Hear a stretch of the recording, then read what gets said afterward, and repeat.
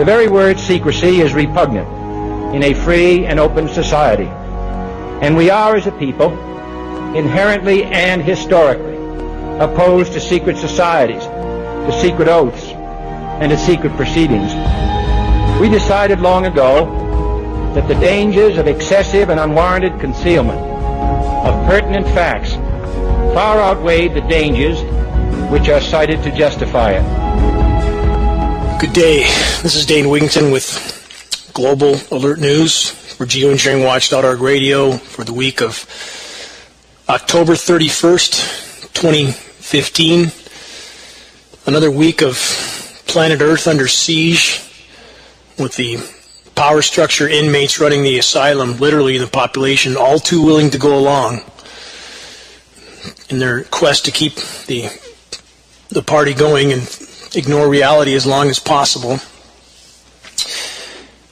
And the reason this show, which I try to cover the most major issues that we face, the reason it's commercial free is because I pay for the show out of my pocket. Because it's hard to really focus on very important, dire, and essential news in between Fruit Loops commercials and Oscar Mayer hot dog commercials. I don't want to taint the message. So I hope that the data here is taken to heart.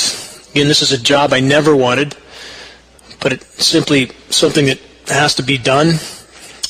I'll do my best. Don't claim to do everything in just the right manner, but I'm damn sure going to try to put the word out to sound the alarm, because it sure as hell needs to be sounded. On this week, what happened to Hurricane Patricia, I'll get to some of these stories a little bit further in the show, but just want to give an idea of what I want to cover. Is the climate system completely blowing apart? For those that are not looking at the horizon, you might not have any idea what's going on around the globe, but you will. As the unraveling continues, you will. No rain in Northern California again. How many times does that have to happen? Over and over and over, not just for months, but for years, with these featureless, amorphous skies and no wind, a few drips falling out with days of cloud cover and moisture passing over, nothing falls out. Trees are dying everywhere, no rain falls, and nobody cares. They don't care because somebody somewhere is telling them that it's all okay. It's all just normal. Go back to sleep. Go get a Big Mac and go see a movie. That's how people are behaving right now. They don't want to face the truth. So I'll get to the weather that never happens in Northern California. The forecast is extremely bleak for us still, by the way. No real change in patterns predicted for Northern California, that's where the reservoirs are, by the way. Nothing for 5 to 6 weeks. That could change because the climate engineers can pull whatever lever they choose within a certain realm of possibility. So anything's subject to change, but right now we're down to about 1 month a year of rain in Northern California when it used to be about 8 to 9 months of rain. War and climate refugees overrunning countries. This is a huge issue, and it's going to get worse rapidly. We have refugees for many reasons. We have bombed out countries, and thanks to a large degree from some of the Western nation toppling programs that have been going on in recent years. But a lot of this is climate related too. And what goes back to the climate, yes, we have a very long list of anthropogenic damage to the climate. And those who deny that, by the way, are not living in reality. We have sacked this planet. We have looted, pillaged, and plundered planet Earth brutally. And anyone who doesn't recognize that there's consequences for that is in denial, period. And those who recognize those consequences, like the environmentalist communities, and who don't recognize the climate engineering, which is the single biggest climate disrupting factor of all, at this point, mathematically speaking, also hugely in denial. There's more than enough denial to go around on all sides of the fence. So again, several dozen countries around the globe are setting into chaos right now, and that will increase in velocity rapidly. When will the power structure that's backed into a corner and ever more desperate, this is clear, you can't hide reality much longer. So the power structure is becoming much more desperate, when will they start World War III? When you can't hide the gravity of what's unfolding, that's their final hole card to start global conflict. And the pieces are being put into place for this now, by the way. I'll go into all these stories in a little more depth further on in the program. In regard to World War III also, something that should start to occur to the American population as being propaganda is that the Pentagon blames virtually everything on Russia. Just about everything. In fact, I saw a story this week that they're sort of trying to condition the population to accept the fact that if their communications go down, it's Russia's fault. Because someone somewhere spotted a submarine that was somewhere in the vicinity of where there is some marine cables, communication cables, and the Russian subs could do something to hurt that cable, and they might try this, and no definition anywhere. The same as the Saddam Hussein weapons of mass destruction. It's just the power structure preparing the population for a communications shutdown and having a scapegoat to blame it on. Because the population is communicating. They're starting to figure out that they're all being herded off a cliff like lemmings. They're not figuring it out fast enough, and let's hope we can pick up the pace. But that's exactly what's happening. The power structure military-industrial complex is like a giant cancer. It's a headless, heartless, soulless beast. Does a cancer intend to kill its host? No. The cancer intends to proliferate as quickly as it can with no regard to the consequences. Thus, the host eventually is always killed. The military-industrial complex is exactly the same as that type of cancer. In regard to climate engineering, again, it's always a focus of my shows because, quite simply, if we don't deal with this issue, nothing else will matter. People so take for granted that this planet supports life. It's absolutely miraculous. There's no other term for it. The set of conditions necessary for life to exist on planet Earth defies comprehension. And yet, how for granted do people take this? They think you can continue to assault the planet from so many directions, completely without regard for the consequences, and that ends up in a very dark place, and we're in that dark place now, in fact. So, in regard to geoengineering, again, the deliberate disruption.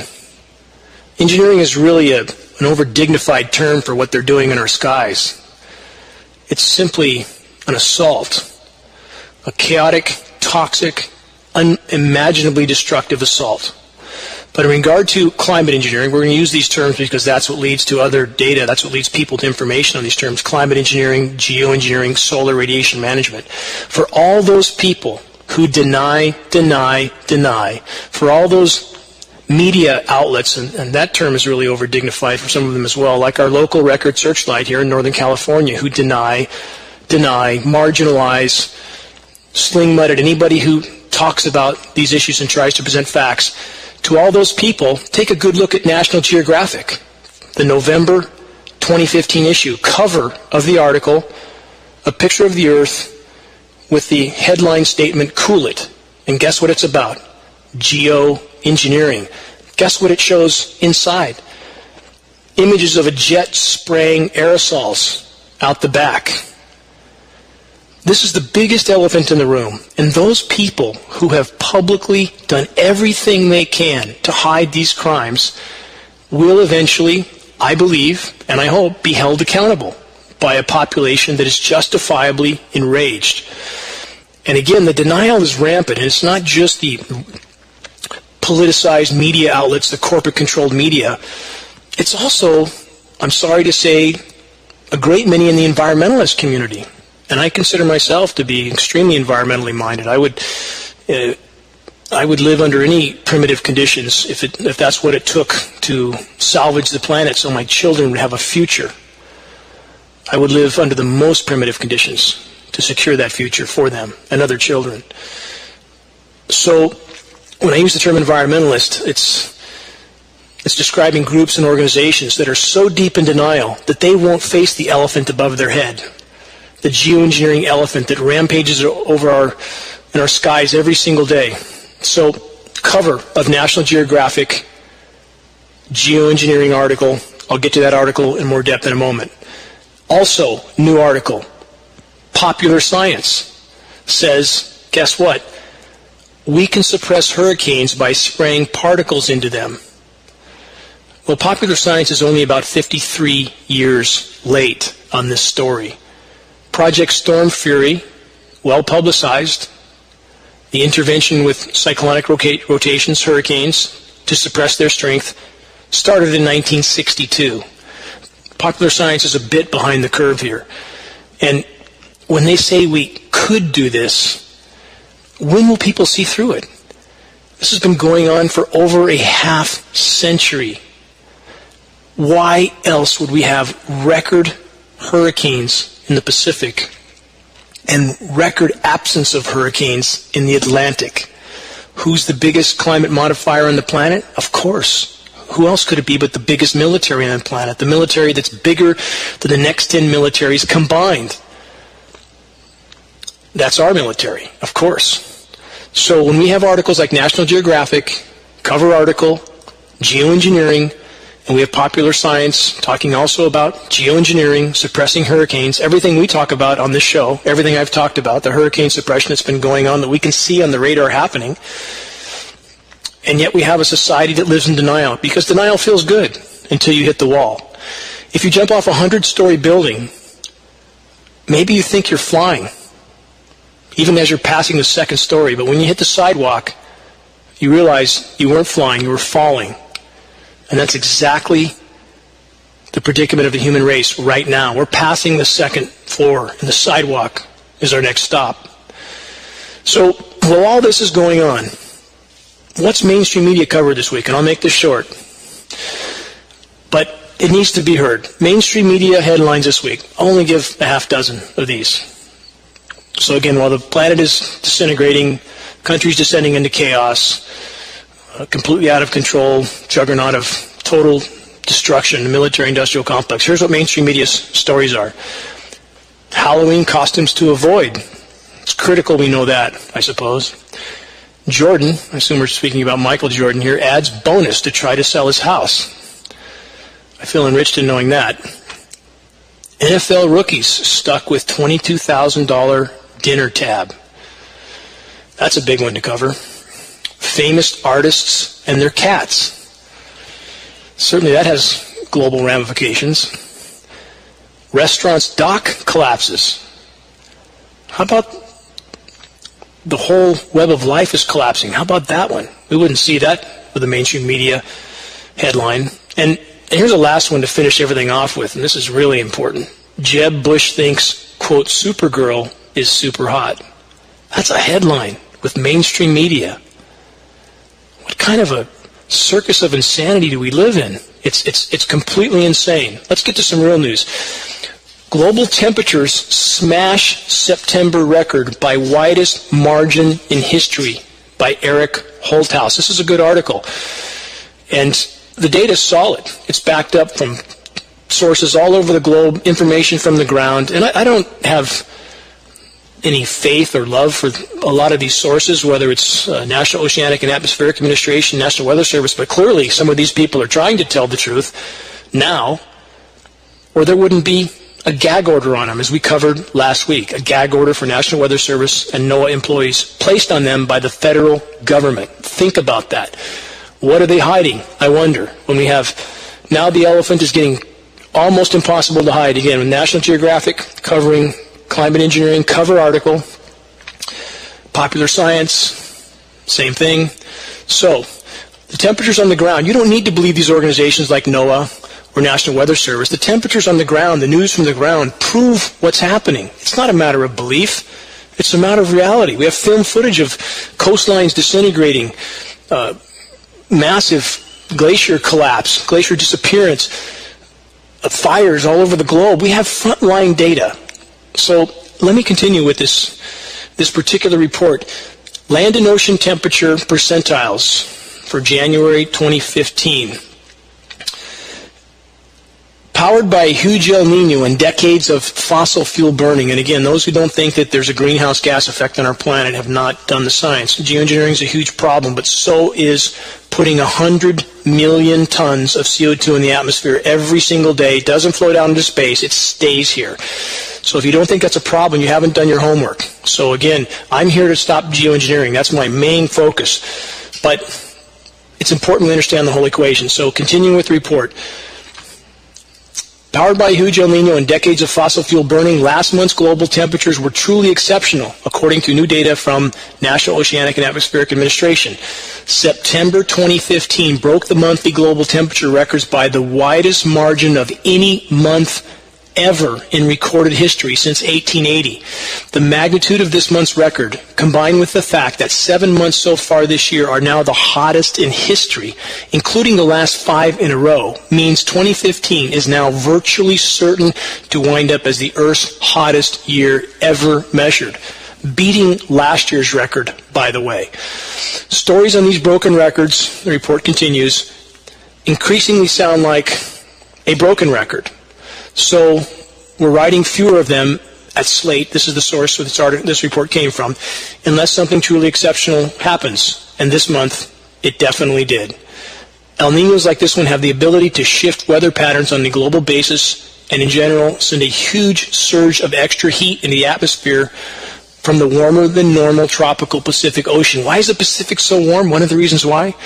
It's directly connected to the, quote, ridiculously resilient ridge over California and the West, which is directly connected to the engineered cool downs that have been repeated over and over for the last 3 years in the East Coast. Why is the East Coast the most anomalously below normal temperature zone on the entire planet Earth? Because that's what the climate engineers want. That's where most Americans live. That's how they can create the most confusion as to what's really happening with the climate. So now we have a record warm Pacific Ocean. We have heat that's trying to escape. We have an ocean that's dying by the day because you can't interfere with these systems on the scope and scale they've been interfered with and not end up with cataclysmic results, and that's what we have. So with the climate event of the century was reported as being the 1998 El Nino, this El Nino may surpass it. The report continues again. There's good reason to believe this year's El Nino will keep strengthening, and at least in the near term, with a litany of impacts worldwide. Several notable effects have already been recorded in addition to unprecedented spikes in global temperatures. So far this year, there's been 21 cyclones of category 4 or 5 strength north of the equator. This is a new all-time record. 20 of these have been in the Pacific, where the El Nino tends to create exceptionally favorable conditions, of course. This is the most extreme tropical cyclone season on record in the northern hemisphere, and that's in spite of the fact that there's a record drought, a record lull of hurricane landfalls in the continental U.S. This is not coincidence. Anybody can't look at this and see what's happening. That the landfalls against the U.S. are being suppressed for obvious reasons. Again, it's back to hiding the severity of what's going on. Florida and Miami, they're pumping out every high tide. Sea levels are rising, by the latest reports, 10 times faster than the former worst-case scenarios. Add a cyclone to that, and you have Miami underwater.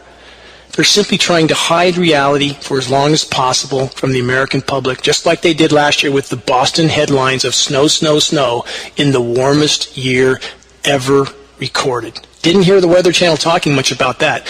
And people need to connect that dot. The power structure has changed the game. Did they once push carbon credits, which are a scam, by the way? I fully agree. And Al Gore's a con artist. I fully agree. But it doesn't change reality. Media once pushed carbon credits, and they're still pushing it to some degree, but mostly now you see on Weather Channel, Weather Central, Weather Underground, the absolutely, completely programmed meteorologists lying to a degree that can barely be comprehended, and if you look at them, it's obvious they're lying, that they know they're lying. They look increasingly uncomfortable on camera. So, connect the dot. You can't have record cyclones in the Pacific and a record drought of cyclones in the Atlantic for landfalls unless something radical is being done, and it is. So we have torrential 1,000-year rains on one side of the country, and we have 1,000 or 1,200-year droughts on the other side. That's not a coincidence. That's called tampering with the climate system and completely disrupting Earth's energy balance. Earlier this month, much of Australia dealt with a brutal spring heat wave that likely reduced farm yields. Australia is being hit also hard by climate change. And interestingly enough, many people in Australia still don't believe there's anything wrong with the climate. Many people in America still don't believe there's anything wrong with the climate. And that's becoming increasingly more perplexing, given what we see is happening. You have fires again burning down around the globe, northern hemisphere forests, boreal forests, tropical forests in Indonesia. Another headline, a huge burst of peatland wildfires has blanketed cities across the region with dense smoke for weeks, producing more daily carbon dioxide emissions than the entire United States. Think about that. Such a small region is producing more CO2 than the entire U.S. because they're burning to the ground. The planet is burning to the ground, and we're not talking about a little bit over normal. Canada lost 600% more forest fires last year than the 30-year average, which is already high. We're talking about astronomical increases in forest fires, which adds more greenhouse gas to the atmosphere, adds soot to the ice, which makes it black, continues to melt it. Again, the records continue to fall. We all need to face reality, and we all need to face the climate engineering issue. And on the warming oceans, we have events like this happening. A rare and venomous yellow-bellied sea snake was recently spotted on a beach in California, the furthest north sighting ever recorded. A sea snake? I've been in diving since I was 14 years old. I've dove probably 700 or 800 times along the California coast in various areas. To see a sea snake in California is completely unimaginable. Things are changing radically fast, and the die-off along the California coast is really unimaginable. It's incredibly profound and getting worse by the day. The coastlines, last time I was at the coast, we couldn't find a single seal, not a live one. Found a couple dead ones, but no live ones. So, moving on to the Popular Science article. Headline, we could reduce the number of hurricanes by injecting particles into the atmosphere. Again, how obvious are all these dots? How obvious are the aircraft over our heads every day spraying particulates in the atmosphere that are then manipulated with radio frequency transmissions? And that's very visible on some of these clouds, by the way. When you see the ribbing in the clouds that look like, for example, if you put iron shavings on a glass table and you put a magnet underneath, what happens? They align. And the same happens when you expose electrically conductive particles in the atmosphere with radio frequency transmissions. They tend to form these ripples, these very uniform ripples. It's a signature of an atmosphere that's, again, saturated with these particulates being exposed to RF. Look for it. Look up. How many people never look up? Continuing with the Popular Science report, stating again, headline, we could reduce the number of hurricanes by injecting particles into the atmosphere, subheadline, but doing so with today's technology could lead to disastrous and unintended consequences. What a surprise. If you fill the atmosphere with toxic particles, that bad things could happen. Is that really so hard to figure out? Our science community right now has been so manipulated and conditioned that it would take a team of PhDs to watch a house burn to the ground, and then they would have to sift through and analyze the ashes for 10 years to say, yeah, that was a fire. That's about where we're at. We had about 24 highly degreed scientists in a recent Greenland study that I've mentioned before. I believe they studied for 2 years to come up with this conclusion. The ice is melting and it's running into the sea. It's astounding that it could take 2 years and that many scientists to come to that conclusion.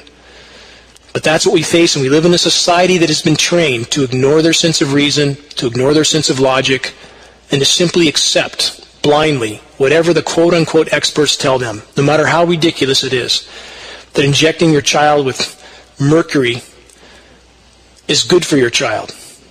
How ridiculous is that? How many cases do we need of autism to start connecting these dots? We've had a 10,000% increase, and geoengineering is a big part of that, by the way. We've gone from 1 in 5,000 in 1975 for autism cases. We're at 1 in 47 as of 2014, and as I've stated in other shows, some of the top research institutions in the world, like MIT, are stating now on the record within 10 years it'll be 1 out of 2. We don't have 10 years on this trajectory, by the way. We don't. Mathematically speaking, if we don't change course, our planet is changing so rapidly there's no chance this reality will hold up anywhere near that long. No chance. But if it did, that's what we would be looking at with autism. So back to popular science saying we could inject particles into the atmosphere from jet aircraft to suppress hurricanes. I'm going to continue with this report from popular science. As climate change gets worse, as no clear path to cutting down emissions in a major way emerges, scientists are increasingly considering ways we could re-engineer the planet to cool it, re-engineer Earth to cool it. One of these geoengineering ideas is to pump gases out into the upper atmosphere, as we've seen after volcanic eruptions. Sulfuric gases like SO4 will marginally shade the Earth by blocking certain segments of incoming light. This is sulfur we're talking about here.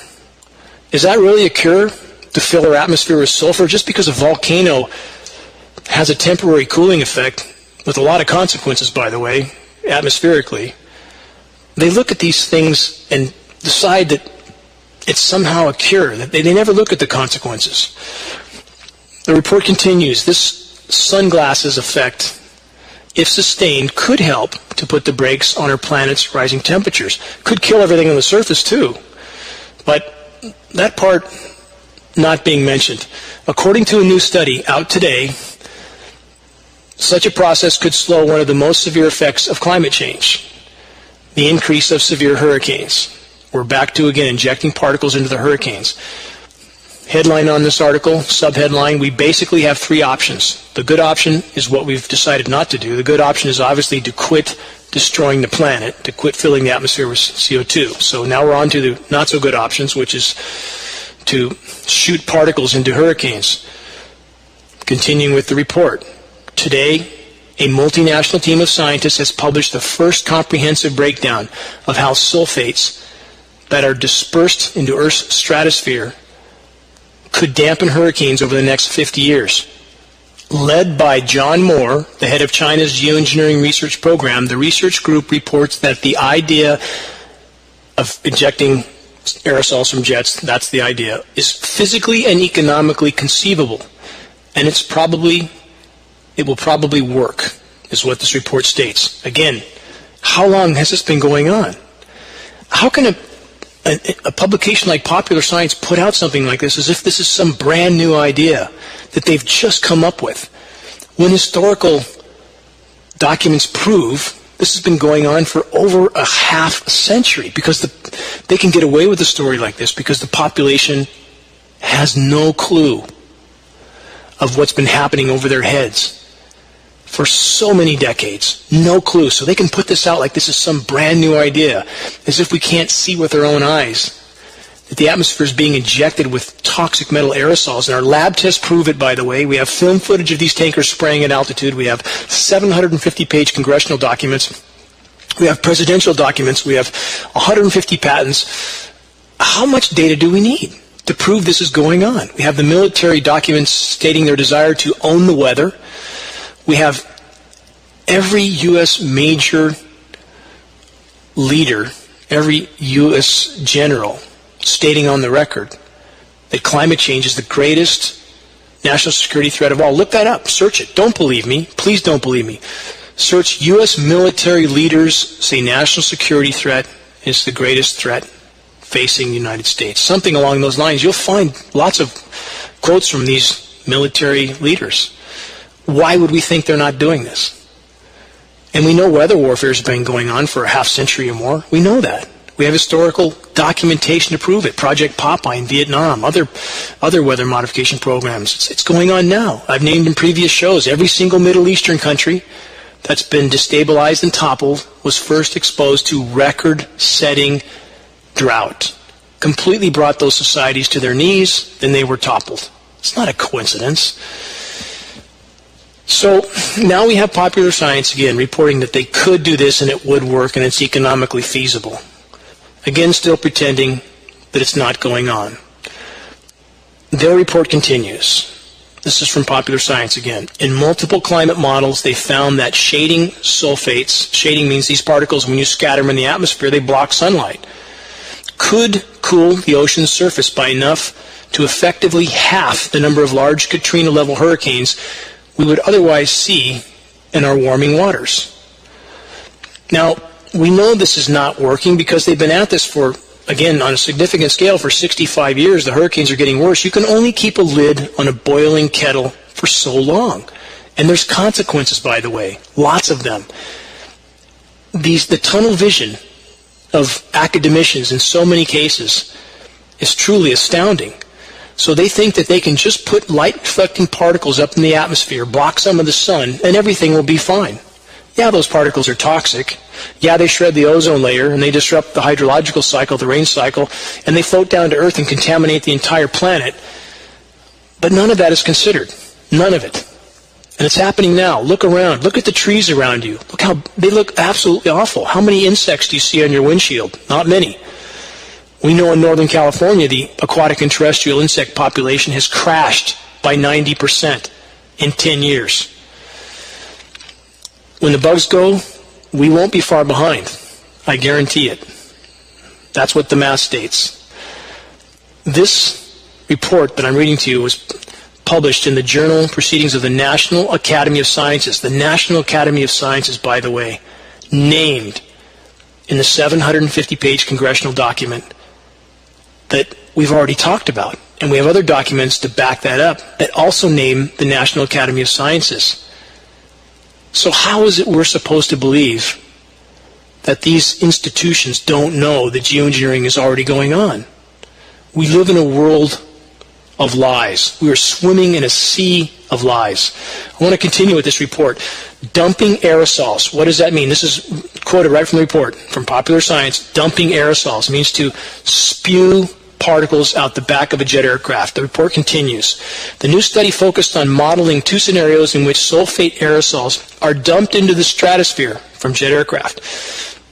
We're basically mimicking a volcano and saying we're going to put 5 billion tons, billion with a B, of sulfates a year into the atmosphere.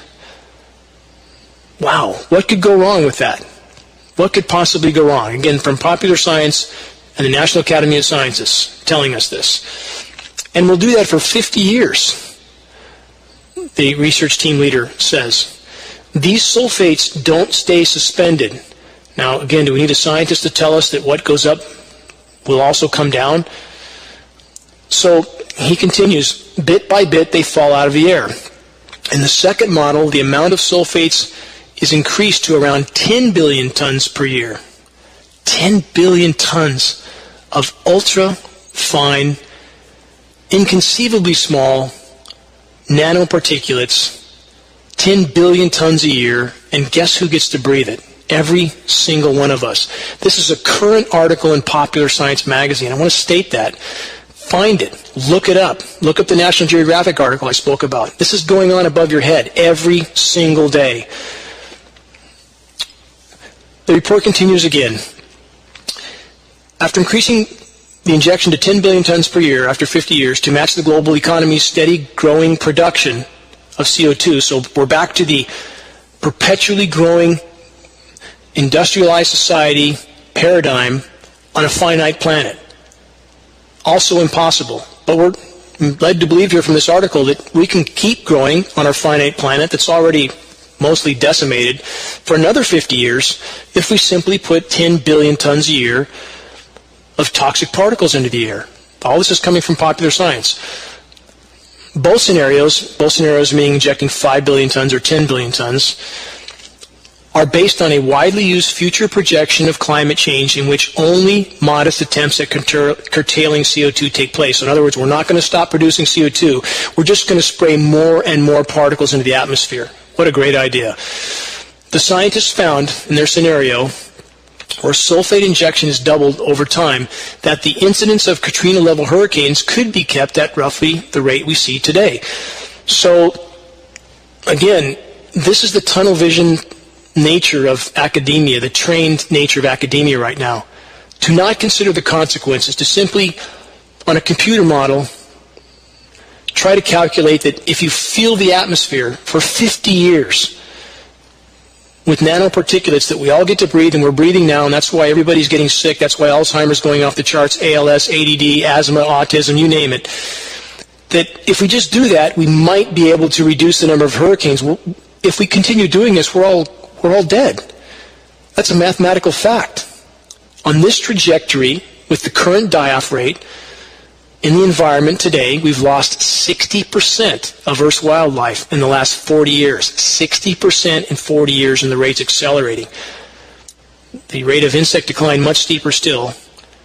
How long will we be here on this base? And there's a lot of sources of damage. I want to stress that as well. I'm not singling out climate engineering as the only source of damage. It's not true. We've, as I've stated in earlier reports, since the dawn of civilization, we have cut down, burned, or poisoned over half Earth's trees, 3.4 trillion to be exact, 55% of Earth's trees. We have absolutely assaulted the planet, but climate engineering being the greatest assault of all. So we're back to this report from Popular Science that if we inject 10 billion tons of particles a year into the atmosphere, we could reduce some hurricanes. And obviously it's being done already. Obviously. Back to the Atlantic hurricanes.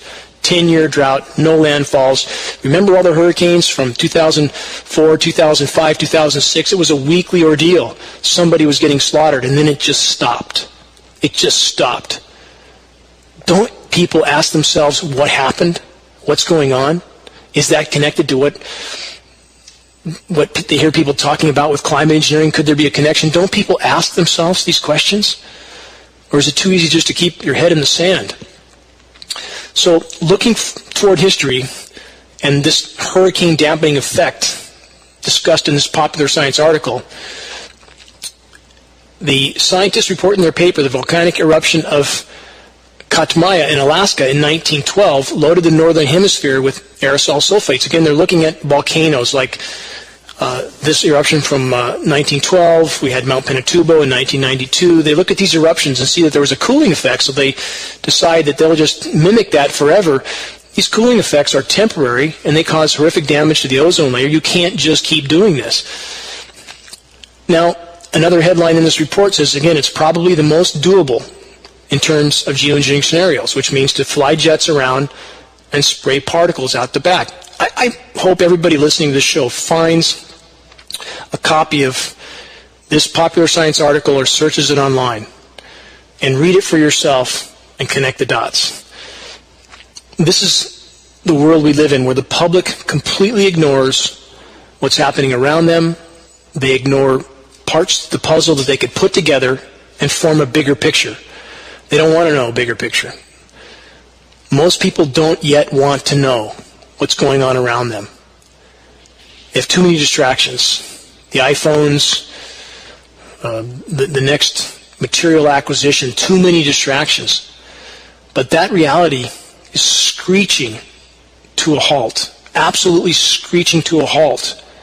The faster we can wake people up, the sooner we face these problems, the more chance we might have something left to salvage.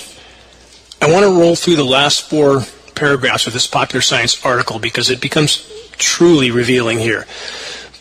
Continuing with the report, unintended consequences. So how much sulfate exactly is 10 billion tons per year? Question mark. According to Moore, the team leader, it's like mimicking the 1991-92 Pinatubo volcanic eruption every 2 years.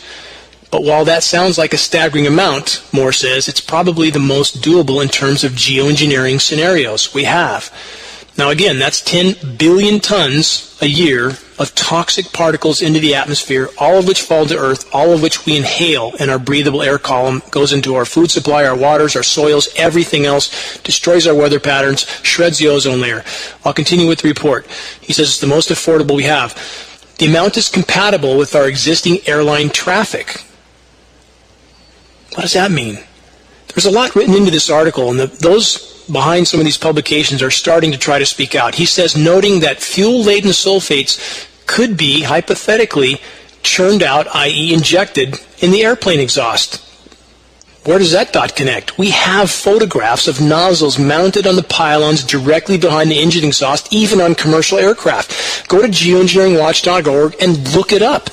Look at the tutorial we have on the high bypass turbofan jet engine, and you will see photographs of these nozzles already retrofitted on commercial aircraft. This is reality now. The report continues. Basically, we're talking about chemtrails. This is right from Popular Science. I'll repeat that line. Basically, we're talking about chemtrails. Their term in the Popular Science article, talking about exactly what we see in our skies, injecting this into the exhaust stream, and using the terms I just read to you. And the cost for doing this, the report states, would be about $10 billion a year. That's a, quote, small beer compared to the cost of attacking our CO2 problem, which is why it's attractive to a lot of governments as an idea. How clear is this? All the governments love this. It's great. It's cheap. It's easy. Just put nozzles on planes and inject chemtrails, again, a term used by Popular Science in their article right now, into the exhaust stream.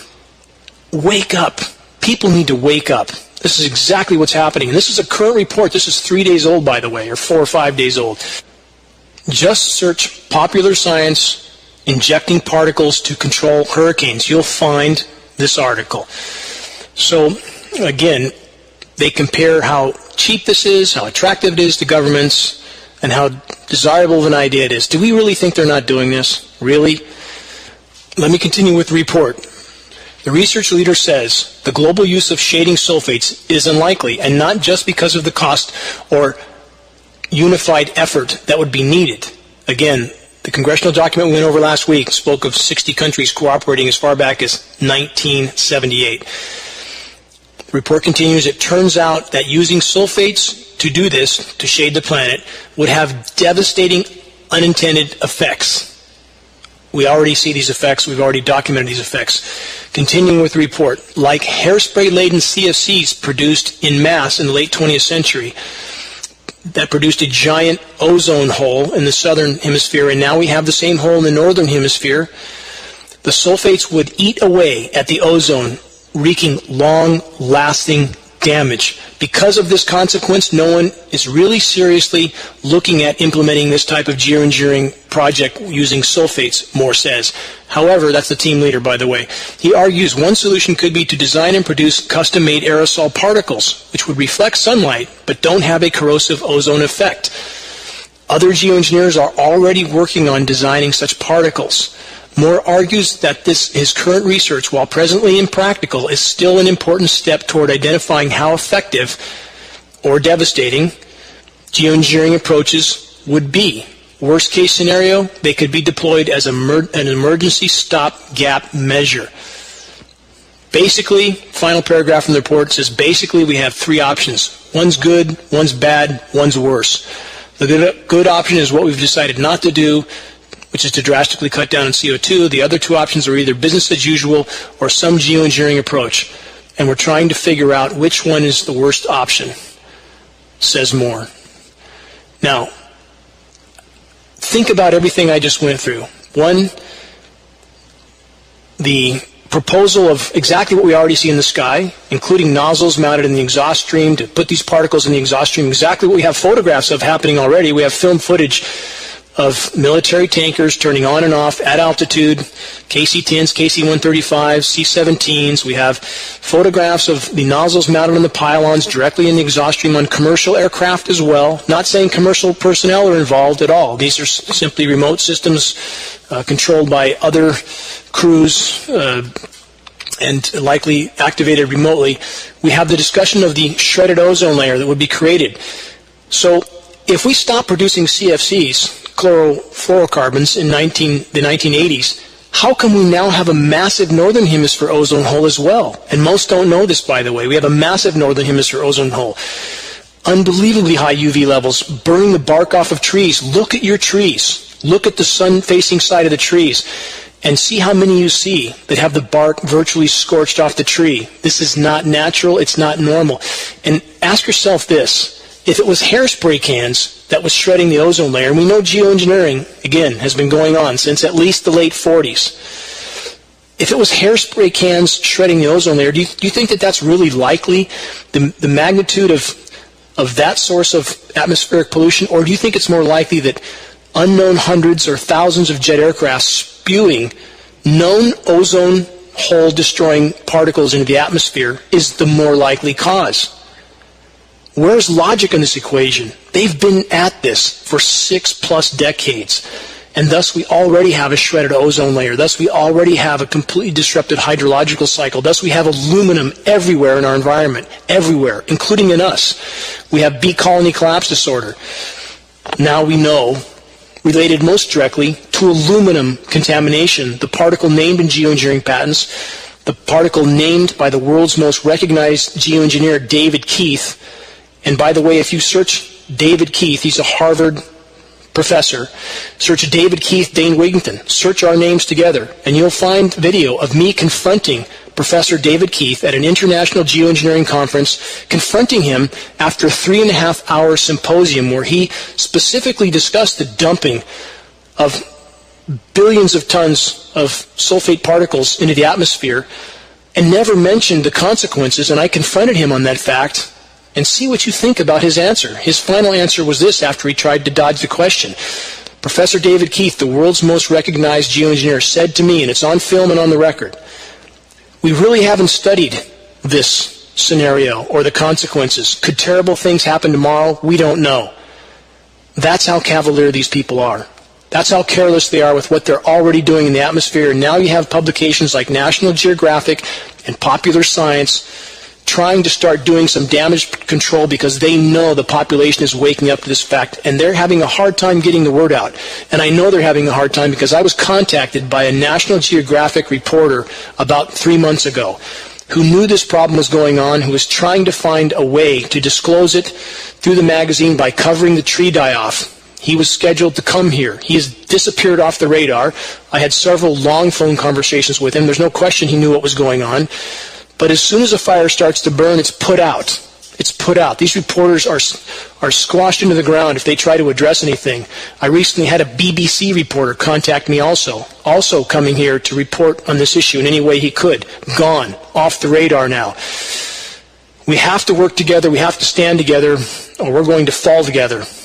All of us. And in regard to denial, we can't stand up unless we get out of denial. I just attended a climate change meeting in Redding, California. And in regard to denial, it's rampant in the environmentalist community, if you will. During this meeting, talking about climate change, which is real, it's absolutely real. If you don't believe it, you will. In about an hour-and-a-half presentation, never was a single mention of geoengineering in that symposium. Not once. Not once. And you can't have a legitimate discussion about climate change without discussing geoengineering. And it wasn't even mentioned until the Q&A period came up at the end, after seeing data that was really dated and old in many ways, and again omitting the geoengineering elephant in the room. But when Q&A came up, an audience member brought up the climate engineering issue. And I was there. I listened to the whole presentation in the back of the room, and I know some of the presenters there. And this audience member brought it up, and the organizer of this event said this, that he hadn't looked at geoengineering, hadn't studied it. And I would argue that point because I know he's been exposed to quite a bit of data, and I hope that he starts to address this issue. I truly hope so, because I know this individual very well. But he said he hadn't studied this data, so he couldn't really comment on it. And I would argue this, with all due respect, I would argue this. If those who want others to wake up to the reality of climate change expect those others to actually research to find out that the climate is indeed changing radically, if they expect others to research the issue to get at the truth, do not they have a responsibility also to research such a massive part of the equation as climate engineering? How can the global warming community expect the general community to actually research and find out what's happening with the climate when they themselves refuse to face reality in regard to climate engineering, when they themselves refuse to do any research, when they themselves refuse to show the courage to speak out? How can they expect others to do that? And again, there's more than enough denial to go around. If I look at some that are in the anti-geoengineering community that are not acknowledging the fact that the climate is in absolute dire straits because of a headline they read or some sort of belief system that means that if you hate Al Gore enough, you don't have to face reality. There's more than enough denial to go around. If we're to have any chance of prevailing in the battle to expose and stop climate engineering, we need to start building bridges. We need to start erasing denial. We need to start clearing our filters out, our mental, psychological filters, and everybody has them.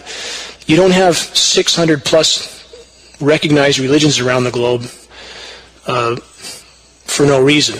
It's because we all have belief systems. But we need to clean the slate and look anew, people from all sides of the fence, at what's happening and why. The climate's disintegrating. There's lots of reasons for it, and geoengineering appears to be the biggest one in the bunch. And we can't continue on this road. Quite simply, we cannot continue on this road.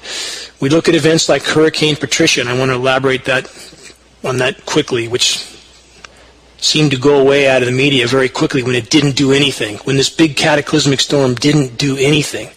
And we just had the Popular Science article that said, we can suppress these storms, we just need to spray particles in them. We have satellite imagery that shows that's exactly what's happening.